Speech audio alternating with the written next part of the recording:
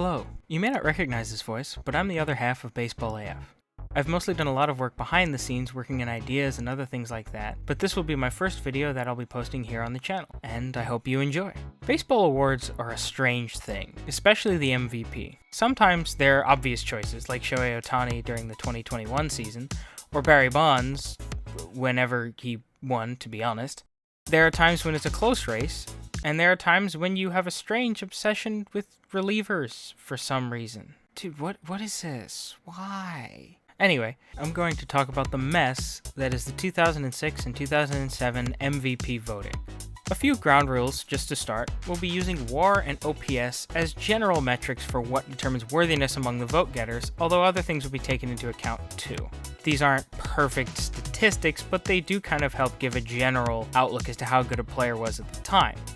In 2006, the AL MVP award winner was Justin Morneau. He had a fine enough season with a 934 OPS and a 4.3 WAR. However, there are three other players that I would seriously give more consideration to winning this award than just him. By WAR, the winner would be Johan Santana, who had a 7.6 WAR, which is an AL best, and an ERA plus of 162, also having a pitching triple crown in the process. He had an impressive pitching season and won the Cy Young pretty handily. However, you could definitely make a case for him winning the MVP this year. By OPS, there are two definitive people that I would select for this. The first being Travis Hafner, who had an OPS of 1097, and David Ortiz, who had one of 1049. Manny Ramirez is someone who hits at this level, however he didn't play a whole heck of a lot of games, and that kind of limits him in this respect.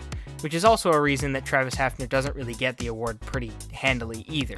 He only played 129 games, which is a good amount of a season, but just not a whole season. It's not enough for me to seriously say that he played the entire year. David Ortiz played pretty much the entire season and had the next best offensive season from someone who played that much. Honestly, this particular one is a toss-up. You could make the case for a lot of different people on this list, but these are my picks for this one. This one's where it's not definitively who should have won it, but rather the person who won it really shouldn't have won it. In 2006 in the National League, the winner of the MVP award was Ryan Howard.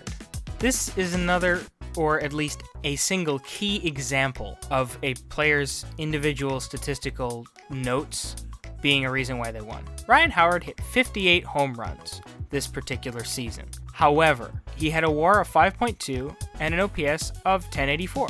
Now, most of you might be saying, that doesn't sound too bad at all, especially considering he was a first baseman. However, there was another first baseman who you may have heard of before. His name is Albert Pujols. By WAR, Pujols put up a season with 8.5 WAR. The only person who is second to him is Carlos Beltran at 8.2. Remembering also that Beltran plays a much higher defensively demanding position than first base, being a center fielder, which would make his WAR totals just a little bit higher. By OPS, Pujols also wins, with 1102 being his OPS total. This is something that I like to point out. Defensive WAR is the statistic that kind of calculates WAR for a player at a particular position.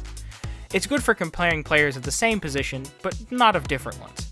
Since Howard and Pujols both play first base, this really helps a lot in figuring out which one of them was better. Ryan Howard had a DWAR of negative 1.8. Albert Pujols had one of 0.9. The discrepancy here is too great. By defensive value, they were almost non-existent, and Pujols had a better offensive season.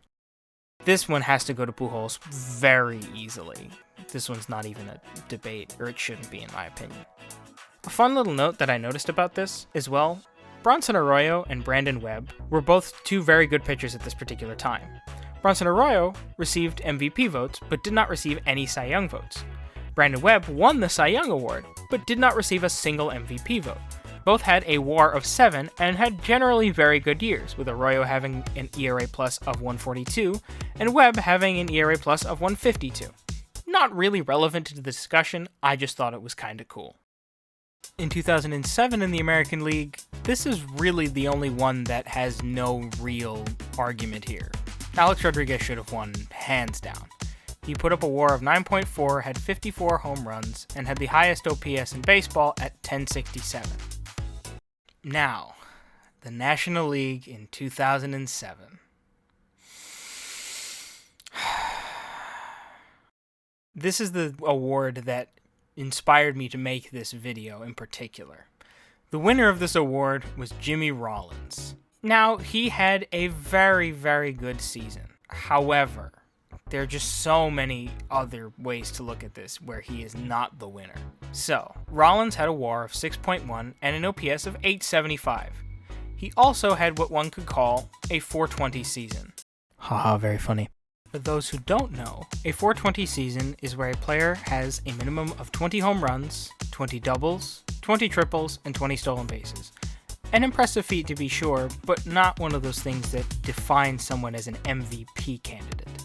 By WAR, the leaders were Albert Pujols at 8.7 and David Wright at 8.3. By OPS, Chipper Jones had a 1029 OPS. By the way, this was Chipper Jones at age 35. Matt Holliday and Prince Fielder put up some very good seasons as well, and Jake Peavy had some numbers that were remarkably similar to Johan Santana in 2006. Another thing to note is that a lot of the higher vote getters were on contending teams or teams that were over 500. Most other sports, that would be fine, but in baseball, one player literally cannot carry a team that they can in other sports. So, in my opinion, it shouldn't be too heavily weighted, although it can be considered in some cases. Now, in my opinion, David Wright should have won this award. He had a fantastic defensive season at third base, winning the Gold Glove, had a 30-30 season with 30 home runs and 30 stolen bases, an OPS of 963, and just a very, very good season. However, Albert Pujols did have a higher WAR and a higher OPS at 997. Pujols would not be a bad pick for this at all, and I wouldn't really argue with anybody who selected this, but with David Wright stealing 34 bases and having more extra base hits on the season, those are just a few of the reasons why I would personally pick David Wright. Pujols is very, very correct, though, in this particular case.